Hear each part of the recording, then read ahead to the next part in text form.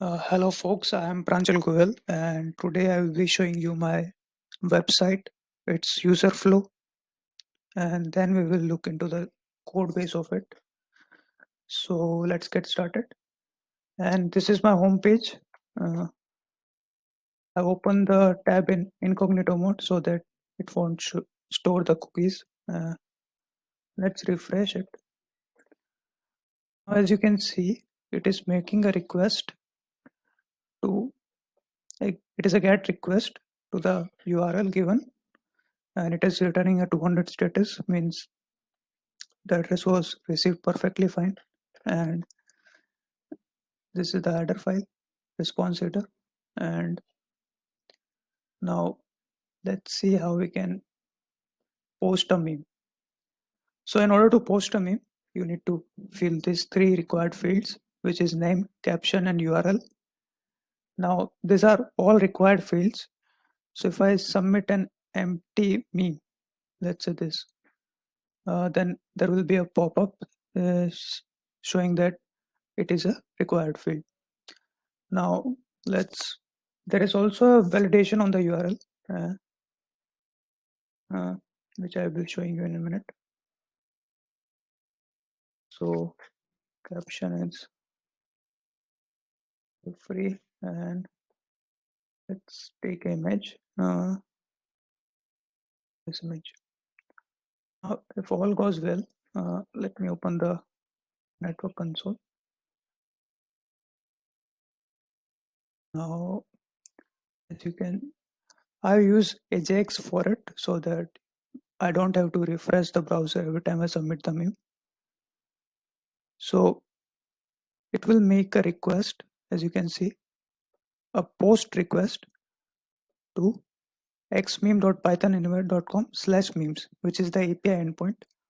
As you can see, there's a post request. Now, as we can moving down, you can see the CRS token, and this is the name, caption, and the URL. So these three fields get submitted, and the meme you can see the meme here. Now, I also provide an option to edit it, which opens a dialog box, model box, sorry. And if I leave free, let's say change the title, and as you can see, the name field is not editable, so that you can't change it. Now let's say submit. Now it goes to 38. As you can see, there was a success message, and since it is a AJAX field, AJAX method, it won't require for the reloading. Now as you can see, it's a patch request which goes to xmeme.pythonhero.com/memes/38, which is the ID, and it's a patch request. If you can see here, the CRSF token which is required for filling any form, the name, the caption, and the URL. Now let's say someone wrote a meme and entered a caption. Let's say our caption only. Now let's suppose someone removed this. Now as you can see, it's a bad request because the URL is not valid, and you will see a alert box like this, which will fade after 1000 milliseconds. Now the same feature is provided in the edit option. Now if the URL is correct, but there is no image at the URL, then we will show a default image like this, and it can be replaced by any default image if you want. Now let's see the duplication feature. Now suppose someone tries to, as the meme is same as before, you can see this, the image is same, and you know that, as you can see, it's a conflict method. 409 is returned. Similarly, it's a post method. Since the image was already there, it returned a 409 conflict. The website is fully responsive in nature. As you can see, it can be run on mobile and it can be run on any device. Now let's talk about the API endpoints. Now, if we pass this memes,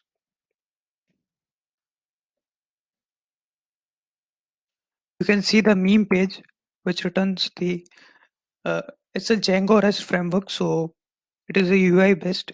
You can get the JSON file here, which will return all the APIs, all the memes with their ID, name, caption, and URL. And if we want to know detail about a particular meme, we can get the meme one, and this is the caption. Here, I also provided the patch request as we have seen earlier. You can write the contents here. Now let's see the Swagger UI feature.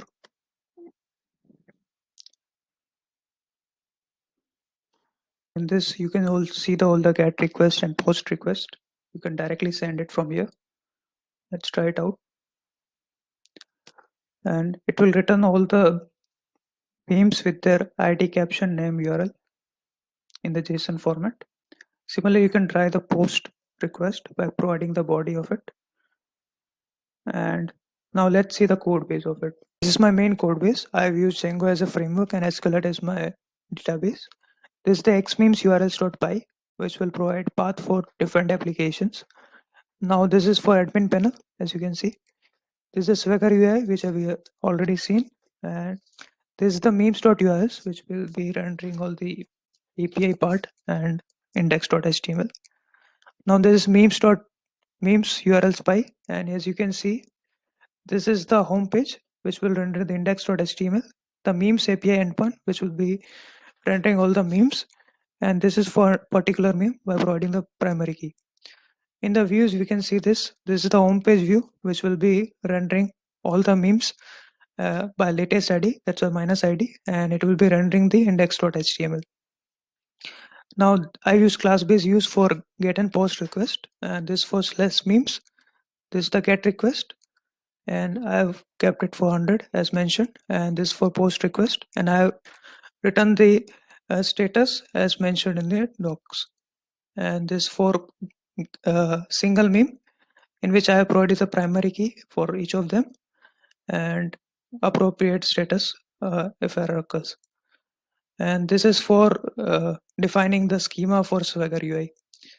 Now, this is the model that I have used, ID, name, URL, and caption.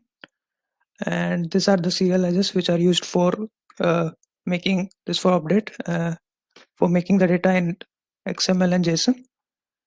And this is my index.html. Simple. I used Bootstrap, jQuery, and Google Font. And this is the default image. This is the main.js, in which I've used the API and AJAX methods. API endpoint for submitting it, and this for post, as you can see, as URL is slash memes, and similarly I've done for patch request. And this is normal CSS. There's nothing much. Simple CSS. That's all. Hope you've enjoyed it. Thank you.